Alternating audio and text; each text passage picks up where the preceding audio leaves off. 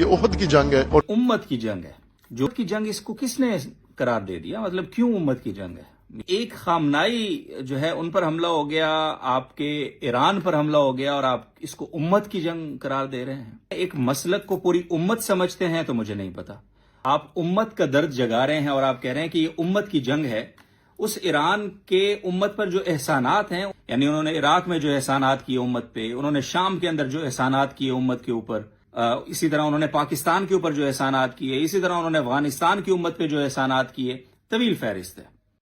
السلام علیکم ورحمۃ اللہ وبرکاتہ.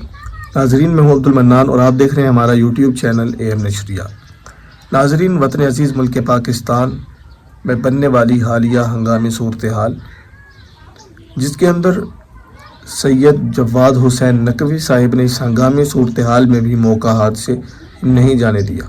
انہوں نے ایران اور اسرائیل کی جنگ کو پہ بات کرتے ہوئے بھی حضرات صحابہ کرام رضوان اللہ تعالی علیہم اجمعین کو ٹارگٹ کیا.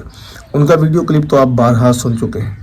ان کے اس ویڈیو کلپ پر جامعۃ الرشید کراچی کی طرف سے جو رد عمل سامنے آیا، بہت ہی قابل فخر رد عمل ہے. آپ سکرین پر ان کا محترم مولانا عبد الودود صاحب کا وہ رد عمل اور اس کے ساتھ ساتھ انہوں نے جو سوالات اٹھائے ہیں وہ سکرین پہ دیکھیں، اس کے بعد بات کرتے ہیں. اس سے پہلے ریکویسٹ ہے کہ اگر آپ چینل پر نئے ہیں تو چینل کو سبسکرائب کریں تاکہ آنے والی ہر ویڈیو آپ تک بآسانی پہنچ سکے. بنا ٹائم ویسٹ کے ویڈیو کلپ سماعت کریں، اس کے بعد بات کرتے ہیں. اگر آپ خامنائی اور ایران کا موازنہ مدینہ اور حضور اور غزوہ احد سے جا کے کر لیں گے تو مجھے تھوڑی سی گزارشات تو کرنے کی اجازت دیں گے نا آپ. ایران اسرائیل امریکہ جنگ آپ کو پتہ جاری ہے، اور جس شدت سے وہ جنگ وہاں جاری ہے اس سے زیادہ شدت سے شاید پاکستان کے حالات اس جنگ کی وجہ سے وہ خراب ہو رہے ہیں.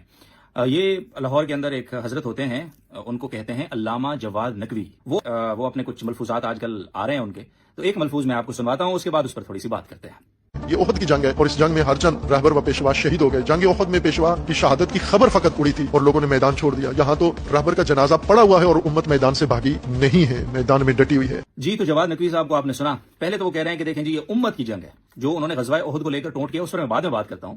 پہلے یہ اصولی بات تو طے ہو جائے نا، یہ امت کی جنگ اس کو کس نے قرار دے دیا؟ مطلب کیوں امت کی جنگ ہے؟ یہ مجھے سمجھ میں نہیں آ رہا. مطلب امت کی جنگ اگر صرف اس وجہ سے ہے کہ امریکہ وہاں حملہ آور ہے، اسرائیل حملہ آور ہے، تو اس سے پہلے جو افغانستان کی جنگ تھی، ملا عمر صاحب کی جدوجہد تھی، وہ ساری امت کی جنگ نہیں تھی کیا؟ تو اس وقت آپ کو اتنا درد کیوں نہیں ہوا؟ آپ سے پہلے، خامنائی سے پہلے کوئی اور لوگ امریکہ کا نشانہ نہیں بنے ہیں کیا؟ آپ مجھے بتائیے.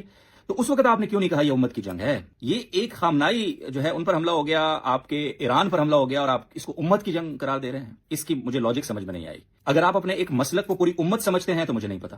اور ویسے بھی جس کی وجہ سے آپ امت کا درد جگا رہے ہیں اور آپ کہہ رہے ہیں کہ یہ امت کی جنگ ہے، اس ایران کے امت پر جو احسانات ہیں ان کی بڑی طویل فہرست ہے. اگر میں یہاں گنوانا شروع کروں تو شاید یہ ویڈیو میں اسٹوریج ختم ہو جائے گی فون کی، اتنی طویل فہرست ہے ان احسانات کی.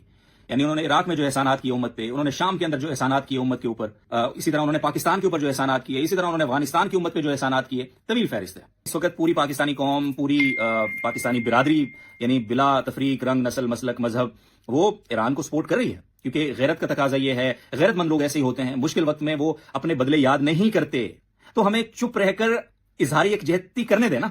آپ تو اس کو امت کے اندر لے آئے، اور پھر مثال آپ کیا دے رہے ہیں؟ غزوہ احد میں دیکھیں جی، غزوہ احد کے اندر لیڈر جو ہے ان کے مارے جانے کی افواہ تھی صرف، اور لوگ میدان چھوڑ کر بھاگ گئے. لوگ دیکھ رہے ہیں، وہ لوگ جو ہے نا، اس دھرتی پہ، اس رہتی دنیا تک کے نبی کریم صلی اللہ علیہ وسلم کے بعد سب سے عظیم ترین لوگ تھے، سب سے عظیم ترین امتی تھے، جن کو آپ نے لوگ بھاگ گئے. لوگ، کیونکہ ظاہر ہے آپ بہت شوگر کوٹڈ چیزیں دیتے ہیں، لیکن فطرت، آپ کے مسلک کی جو ایک فطرت ہے، چیزوں کو یعنی شوگر کوٹڈ کر کے، اور بہرحال وہ صحابہ سے جو اپنا بغض ہے وہ آپ نے نکالنا ہے تو وہ آپ نے نکال دیا. وہاں صرف افواہ تھی تو لوگ میدان چھوڑ کر بھاگ گئے. اگر لوگ میدان چھوڑ کر بھاگ گئے تھے تو حضور علیہ الصلوۃ والسلام کے ارد گرد جو جانثاروں کا ایک جم گٹھا تھا، وہ کیا تھا؟ کون تھے وہ؟ ایلینز تھے. اور پھر آپ کہہ رہے ہیں کہ وہاں تو لوگ بھاگ، اور یہاں لیڈر کے شہید ہو جانے کے بعد بھی امت میدان میں ہے. کمال ہے. لوگ امت، لوگ امت. تو بھائی بات یہ ہے کہ آپ نے خامنائی کا موازنہ کر دیا، یعنی ایران اور اسرائیل کی جنگ کا موازنہ کر دیا غزوہ احد سے. اور خامنائی لیڈر، حضور لیڈر، پھر لوگ، پھر امت، کیا ہے؟ مجھے یہ عادت نہیں ہے میں چیزوں کو ایگزیجریٹ کروں یا گستاخی کے فتوے لگاؤں، یہ میرا مزاج نہیں ہے. لیکن بہرحال ایک تو یہ موازنہ بالکل یعنی بہت ہی فارغ موازنہ ہے آپ کا. دوسرا میں جس طرح سے میں نے پہلے کہا کہ آپ نے چونکہ صحابہ پہ زد ڈالنی تھی نا, تو وہ کام آپ نے کرنا تھا, آپ نے کر دیا. کون سا ایسا مسلمان ملک ہے اس مشرق وسطیٰ کا, ایون اس پاکستان میں جس میں آپ بیٹھے ہیں, جو ایران کی بربریت, یہ زینبیون, فاطمیون, یہ جو گروہ, یہ کہاں سے آئے ہیں یار؟ کس نے بھیجا ان کو؟ کون ان کو فنڈنگ کر رہا ہے؟ کون ان کو مسلح کر کے پاکستان کے اندر بھیجتا ہے؟ یہ جو اسکردو کے اندر, یہ جو شمالی علاقہ جات کے اندر اتنے بڑے پیمانے پہ املاک جلائی گئی ہیں, آرمی کی جو ہے وہ اسکول جلا دیے گئے, بریگیڈ ہیڈ کوارٹرز جلا دیے گئے, اور بہت ساری چیزیں ہوئیں. کون تھے یہ لوگ؟ زینبیون کے جھنڈے جنہوں نے اٹھائے ہوئے تھے, یہ کون تھے اور کس نے بھیجا انہیں؟ امریکہ نے, اسرائیل نے, ایران نے. امت کے, آپ کے بقول امت کے لیڈر نے, امت کے لیڈر ملک نے, اور امت کے اس عظیم قائد نے جو ابھی جن کا جنازہ نہیں ہوا, انہوں نے.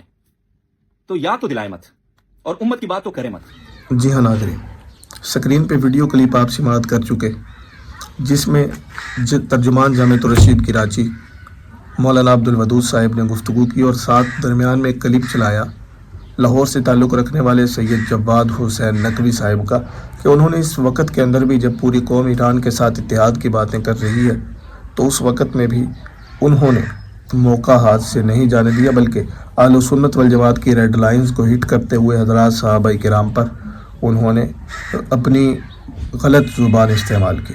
ویڈیو کلپ آپ سن چکے ہیں. اس پہ جو رد عمل دیا عبدالودود صاحب نے, وہ رد عمل بھی آپ سن چکے ہیں. اس حوالے سے آپ کیا کہنا چاہیں گے کہ ان کی بات آپ کو کیسی لگی؟ یہ جو انہوں نے بات کی کہ اسی ویڈیو کے اندر جو اس میں شارٹ کلپ چلا, تو اسی کے اندر جواد نقوی صاحب نے یہ بات کی تھی کہ پوری دنیا ایران کے احسانات تلے دبی ہوئی, تو اس پر بھی بہت ہی عمدہ گفتگو کی مولانا عبدالودود صاحب نے, اور صاف بتلایا, کھلے الفاظ میں بات کی کہ ایران کے احسانات تلے پاکستان بھی دبا ہوا ہے, شام, لبنان, عراق, مختلف انہوں نے ممالک کے نام لیے ہیں. باقی ان کی اس بات سے آپ کتنے متفق ہیں, کیا آپ کو کوئی اختلاف ہے؟ جو بھی صورتحال ہے وہ کومنٹ میں آپ ہمارے ساتھ شیئر کریں. باقی موجودہ حالیہ ہنگامی صورتحال کے اندر وطن عزیز ملک پاکستان کے خلاف نعرے لگائے جا رہے ہیں شیعہ کمیونٹی کے حوالے سے. وہ شیعہ کمیونٹی ہو, وہ سنی کمیونٹی ہو, کسی بھی مسلک, کسی بھی مذہب سے تعلق ہو, جو وطن عزیز ملک پاکستان کے مخالف نعرے بازی کرے گا, اس سے لا تعلقی کا تمام حضرات اعلان کیجیے.